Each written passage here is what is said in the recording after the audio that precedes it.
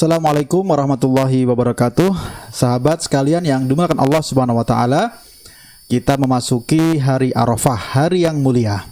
Salah satu bukti kemuliaan hari Arafah ditunjukkan bahwa disebutkan hari ini di dalam Al-Qur'an sebagai objek sumpah Allah Subhanahu wa taala setidaknya dalam 3 tempat. Yang pertama tentu berbarengan dengan hari-hari awal Dzulhijjah yang lainnya, yaitu disebutkan dalam surat Al-Fajr, wal fajri walayalin ashr. Kita tahu bahwa para mufassir sebagian besar mengatakan yang disebut dengan walayalin ashr adalah hari-hari 1-10 Dzulhijjah.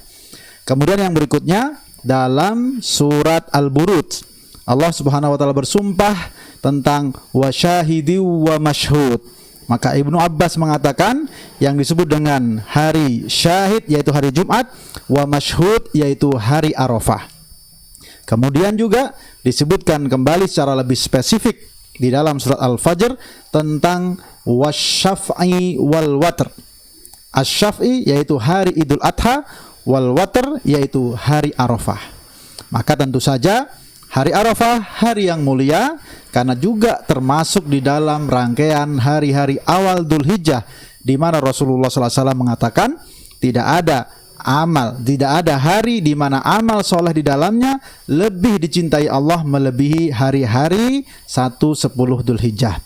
Maka apa saja yang bisa kita lakukan di dalamnya? Yang pertama tentu berpuasa. Rasulullah SAW memberikan motivasi kepada kita secara khusus puasa pada 9 Dzulhijjah, hari Arafah. Tentu khususnya bagi yang tidak berhaji dengan motivasi bahwa yukaffiru sanatain, menghapuskan dosa 2 tahun lamanya, yaitu sanah al-madiyah, setahun yang lampau, kemudian sanah al-baqiyah, setahun yang akan datang. Tentu dengan catatan kalau kita tidak melakukan dosa-dosa besar.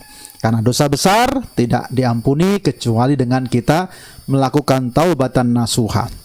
Nah, bagaimana kalau kemudian kita tidak bisa berpuasa karena suatu hal, entah karena safar atau sakit, atau mungkin memang kita belum mampu berpuasa hari Arafah? Maka jangan sampai ketinggalan pahala dengan kita menyiapkan hidangan berbuka atau memberikan hidangan berbuka kepada mereka yang berpuasa Arafah. Karena sesungguhnya hadis keutamaan memberi hidangan berbuka bukan hanya pada bulan Ramadan saja, tetapi pada puasa-puasa yang lainnya termasuk puasa sunnah. Sehingga Rasulullah SAW ketika mengatakan barang siapa yang memberi berbuka kepada orang yang berpuasa maka akan mendapatkan pahala sebagaimana orang berpuasa tersebut. Sehingga kalaupun kita tidak sempat, tidak mampu atau belum dimungkinkan untuk berpuasa hari Arafah, maka kita bisa tetap mendapatkan pahalanya tentu dengan memberikan hidangan berbuka kepada mereka yang berpuasa Arafah. Sahabat sekalian, kemudian hal yang lain yang bisa kita lakukan adalah berdoa. Dikatakan dalam hadis riwayat At-Tirmizi, khairud doa yaumu Arafah. Sebaik-baik doa adalah doa pada hari Arafah. Karena itu banyak diriwayatkan para ulama mengkhususkan hari Arafah untuk berdoa.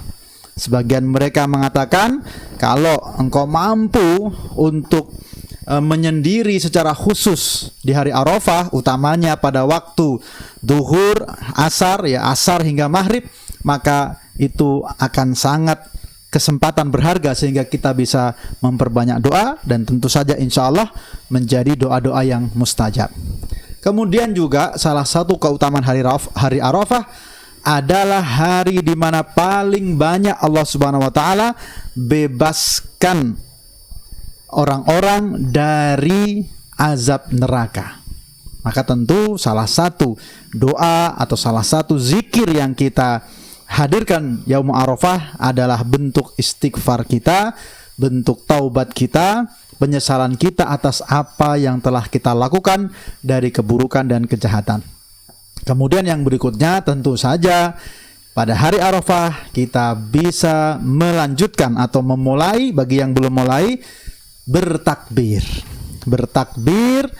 Sebagaimana kita ketahui saat hari raya Idul Fitri ada takbiran, dan takbir pada Idul Adha, takbir bisa dimulai sejak 1 Zulhijjah, atau secara khusus namanya takbir muqayyad dimulai sejak subuh hari Arafah. Khususnya yang disebut waktu-waktu khusus adalah waktu-waktu setelah kita sholat wajib. Jadi kita bisa mulai syiarkan di tengah keluarga kita, bahkan dulu Ibnu Umar sampai ke pasar-pasar bertakbir sehingga orang-orang mengikuti takbirnya. Kita bisa menjalankannya sampai hari tasyrik yang terakhir, yaitu 13 Dzulhijjah. Kemudian sahabat sekalian, tentu saja di tengah itu semua kita bisa melakukan berbagai macam amal-amal soleh yang termasuk dari amal yang dilipat gandakan dan dicintai Allah Subhanahu wa taala. Dan jangan lupa, setelah hari Arafah ada Yaumun Nahar, kemudian ada hari Tasyrik. Semuanya dikatakan dalam hadis, Yaumu Arafah, Yaumun Nahar, wa ayyamu mina aiduna ahlal Islam.